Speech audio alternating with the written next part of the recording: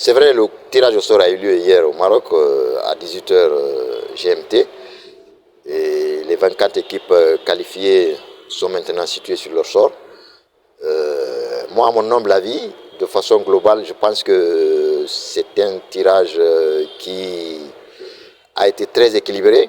Parce que quels que soient les groupes que vous prenez, il y a un certain équilibre. Et il n'y a pas de groupe pratiquement émergent. C'est-à-dire, à proprement parler, il n'y a pas un groupe de la mort, même si une certaine presse veut désigner le groupe où il y a la Côte d'Ivoire et le Cameroun qui serait le groupe de la mort.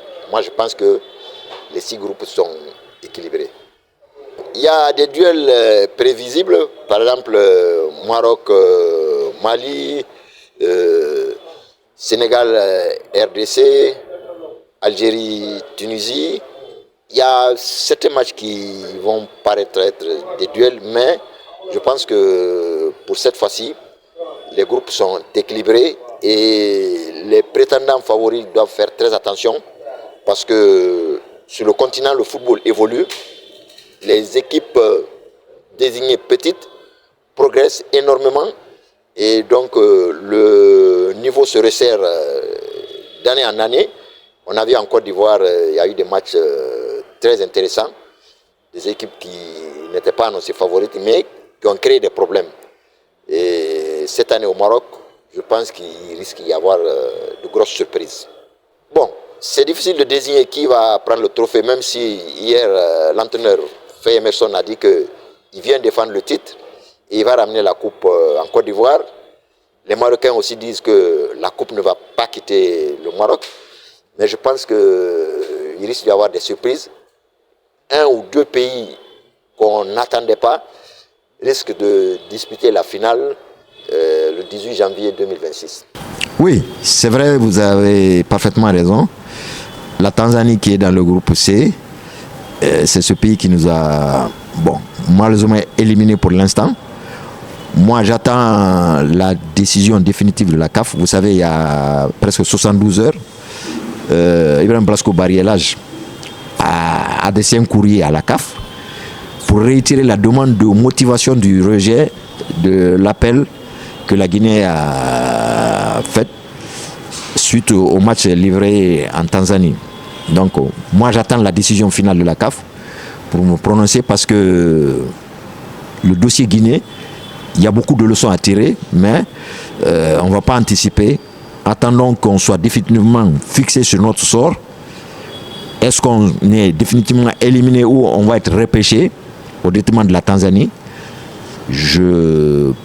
À mon avis, je préfère attendre d'abord la décision définitive de la CAF pour me prononcer sur la situation de la Guinée. Bon, il y a des leçons à divers niveaux. 1, le manque d'infrastructures a pesé sur la situation de la Guinée. Parce que figurez-vous, si on avait joué à Conakry contre l'Éthiopie, la RDC, la Tanzanie, on aurait pu au moins gagner 2 sur les 3 matchs ou les 3 matchs. Est-ce que vous comprenez? Parce que jouer en déplacement, c'est pénalisant.